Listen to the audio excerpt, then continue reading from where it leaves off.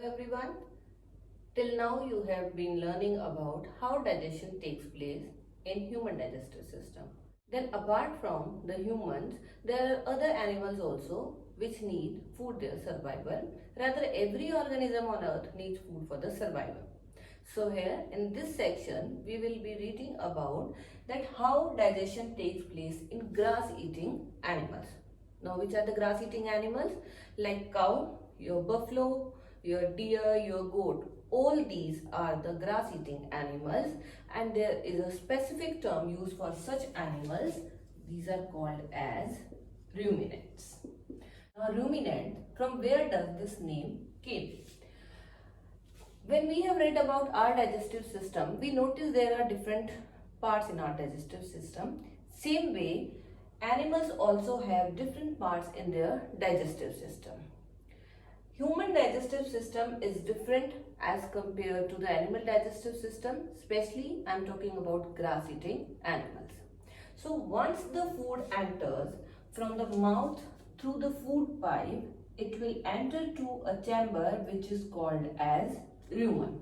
This is rumen, and in this rumen the animals have certain bacteria and protozoa which are helpful in digestion of one component which is present in grass, that is cellulose. Means rumen contains bacteria which will help in digestion of cellulose, which is a carbohydrate present in grasses. Now because human beings do not have that bacteria, this is the reason we are not able to digest grass. So cellulose can be digested easily in grass eating animals, and this is the reason they rely more on the grasses, and these are also called as herbivores. Now what happens is, in the rumen, the digestion of this cellulose part takes place, and then the food will, first it has come from food pipe, it will enter into the rumen, and from rumen it will enter to the next part which is called as reticulum. This is the second chamber of the stomach of the ruminants. Now the partially digested food, that is complete digestion has not taken place, partially digested food is sent to the second chamber, from where it is being again returned to the food pipe and then to the mouth. Here again the chewing process starts, and the animals keep on chewing it again and again. This is the reason you might have noticed that when you are giving some grasses to the animals, they eat it very fast, they just swallow it. Later on, while sitting, they are continuously chewing it. So once that food has entered in their body, it goes into the rumen. From rumen it goes to the second chamber, which is the reticulum, and from reticulum it is sent back to the mouth, and that time it is called as cud. So cud is basically the partially digested food which comes back to the mouth for further chewing. Now chewing is complete this time, because the cellulose part is already being digested in the rumen. Now what happens?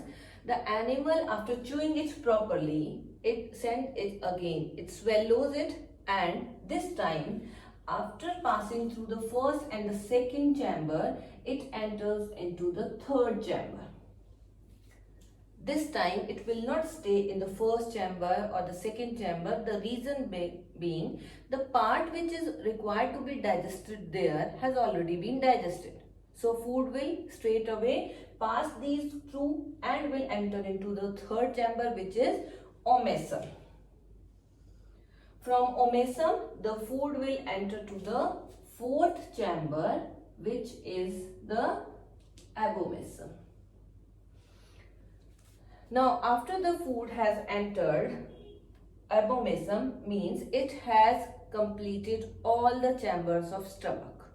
The four chambers were rumen, reticulum, omasum and abomasum. Now it has completed the digestion process.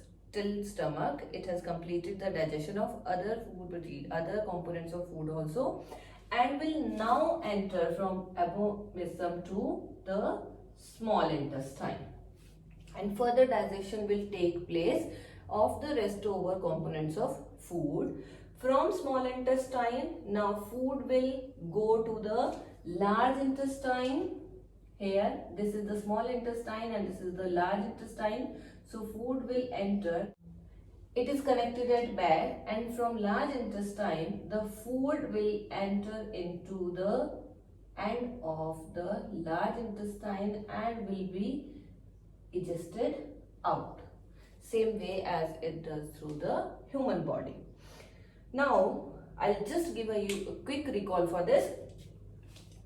Grass eating animals have a special bacteria which is called as cellulose digesting bacteria present in their rumen. Rumen is basically a chamber of stomach. Ruminants have a 4-chambered stomach which is having rumen, reticulum, omasum and abomasum. When the food enters from the mouth to the food pipe, it straight away goes to the rumen where digestion of cellulose takes place.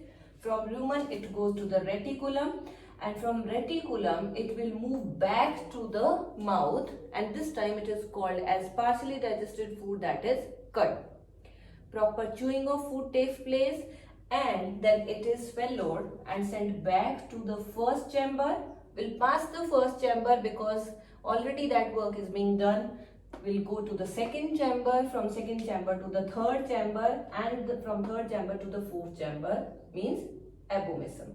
From abomasum, now food will go to the small intestine. The rest part of the digestion will continue. From small intestine, it will go to the large intestine, and ultimately at the end of the large intestine, it will store there, and ultimately will be digested out.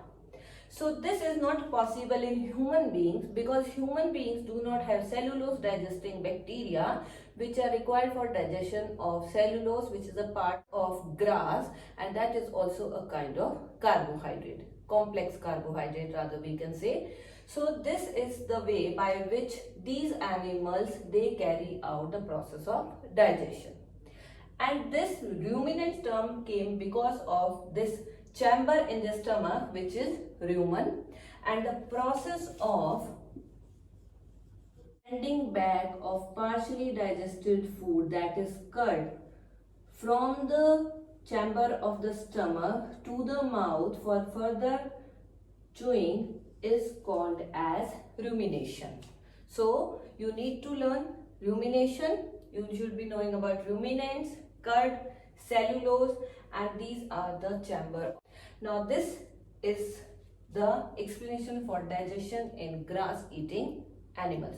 Hope now it is easy for you to understand this.